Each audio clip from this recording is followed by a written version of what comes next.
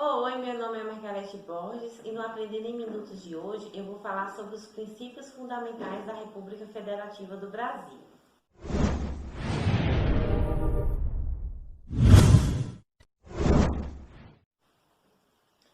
Bom, os princípios fundamentais, eles abrangem os fundamentos da República Federativa do Brasil, que estão previstos no artigo 1º da Constituição, os objetivos, que estão previstos no artigo 3º, e os princípios que regem as relações internacionais, que são previstos no artigo 5º da Constituição.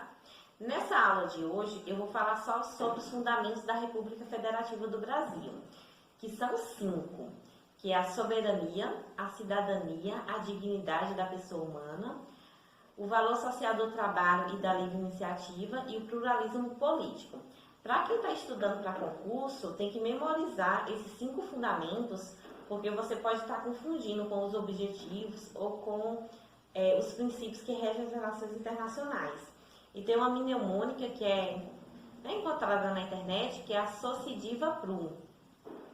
So vem de soberania, si vem de cidadania, di vem de dignidade da pessoa humana, o VA vem de valor social do trabalho e da livre iniciativa, e o PLU de pluralismo político.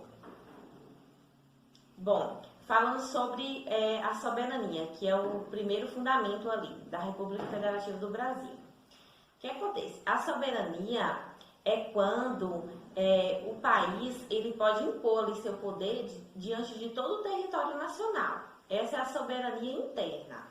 E nós temos a soberania externa, que é quando os estados soberanos, quando eu falo estado, eu me refiro a país, né? Quando os países soberanos, eles se respeitam entre si, há respeito ali entre eles. Quando há, por exemplo, um congresso internacional, aqueles tratados internacionais, essas reuniões que tem ali, que vai vários países. Então, assim, cada estado vai respeitar a soberania um do outro.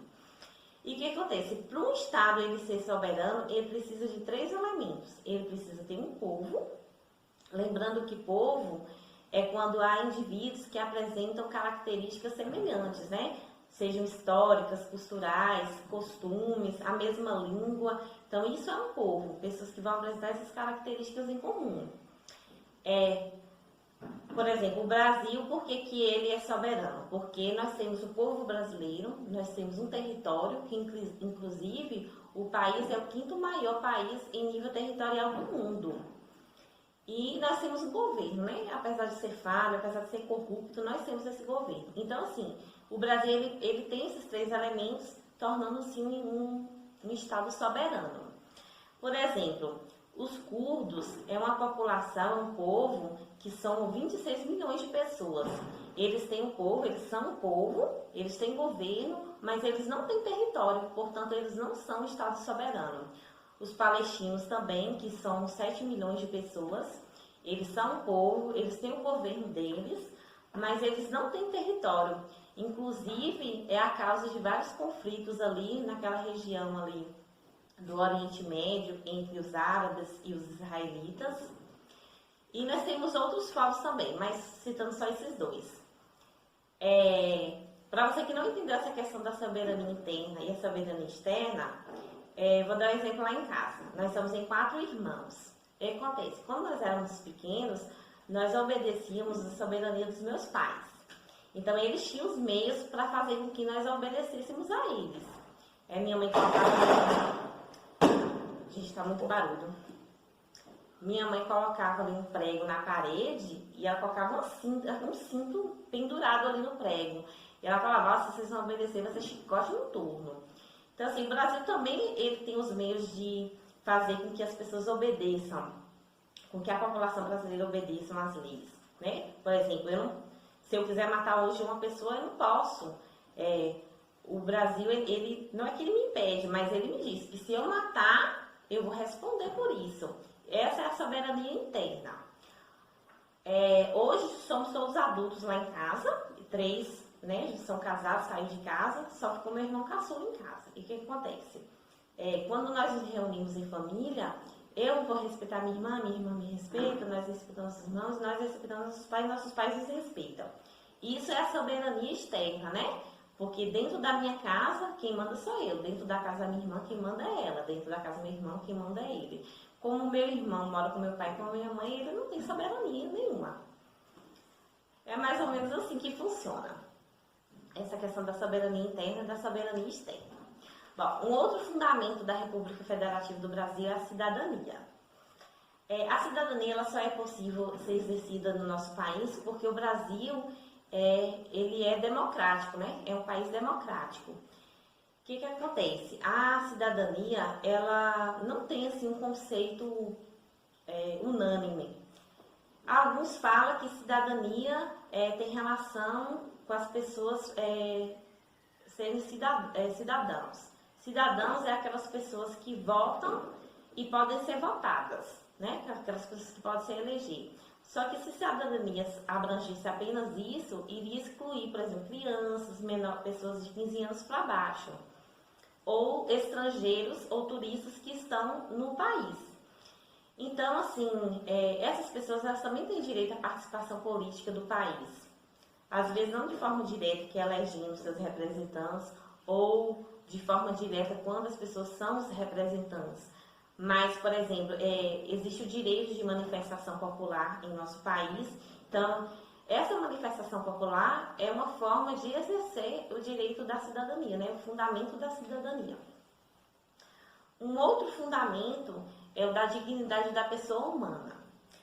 Esse fundamento é o que tem o maior valor, porque dele é que existe ali a Constituição. Então, assim, a Constituição ela existe para garantir a dignidade da pessoa humana, quando ela ali vai estabelecer os critérios para a organização do Estado, os fundamentos, os princípios, tudo visando ali a dignidade da pessoa humana.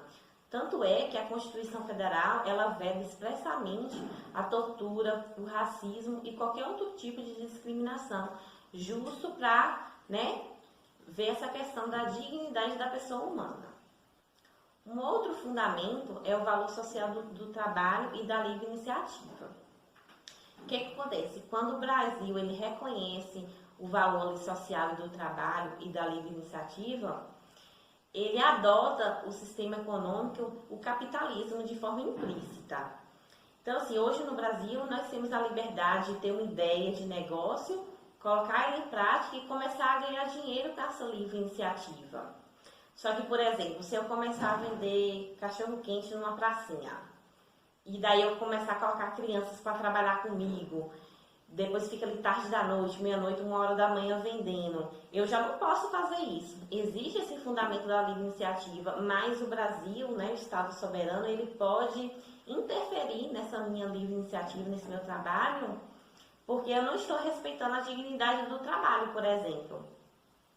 Então, assim, o Brasil reconhece que a livre iniciativa e o trabalho, eles são importantes para o desenvolvimento da nação. Só que eles podem interferir, eles podem até mesmo proibir, caso não aconteça de forma que a Constituição prevê. Então, a gente tem que seguir ali todas as normas constitucionais para exercer essa livre iniciativa e esse trabalho de forma correta. E por último, o último fundamento é o pluralismo político. O pluralismo político ele é diferente do pluralismo da pluralidade de partidos. A pluralidade de partidos ela só é possível devido ao pluralismo político. A diferença é que a pluralidade de partidos é quando pode haver vários partidos políticos. A Constituição ela não só permite isso, como ela também incentiva essa criação de novos partidos. Então, isso é verdade que hoje no Brasil nós temos 33 partidos políticos registrados legalmente, perante o Supremo Tribunal Eleitoral. E já o pluralismo político é a diversidade de pensamentos, de ideias, que hoje é permitido diante da atual Constituição. E dentro desse pluralismo político, nós temos a liberdade religiosa. Então, assim, a liberdade religiosa de a gente ter várias religiões e seguir nossas crenças, naquilo que a gente quiser acreditar, devido ao pluralismo político. Agora vamos ver uma questãozinha de concurso para ver como isso cai em prova. De acordo com a Constituição Federal, pode-se afirmar abaixo que são fundamentos da República Federativa do Brasil. Letra A. a cidadania e a erradicação da pobreza. Não é essa a alternativa. Cidadania é, mas a erradicação da pobreza não é um fundamento. A solução litigiosa dos conflitos e a soberania. Soberania é, mas solução litigiosa não é. Concessão de asilo político e independência nacional. Esse item são as relações que vai reger as relações internacionais, que não foi dada na aula de hoje. Letra D, a prevalência dos direitos humanos e a autodeterminação dos povos, também não. E a letra E, a dignidade da pessoa humana e o pluralismo político, né? Como nós vimos hoje na aula de hoje. Então, a alternativa correta é a letra E. Uma outra questão pergunta o seguinte: considerando que um determinado projeto de lei quisesse proibir o pluralismo político do Brasil, a referida proposta afrontaria diretamente a Constituição Federal quanto aos, letra A, fundamentos da República Federativa do Brasil. Corretíssima questão, alternativa letra A. Muito obrigada e até a próxima aula.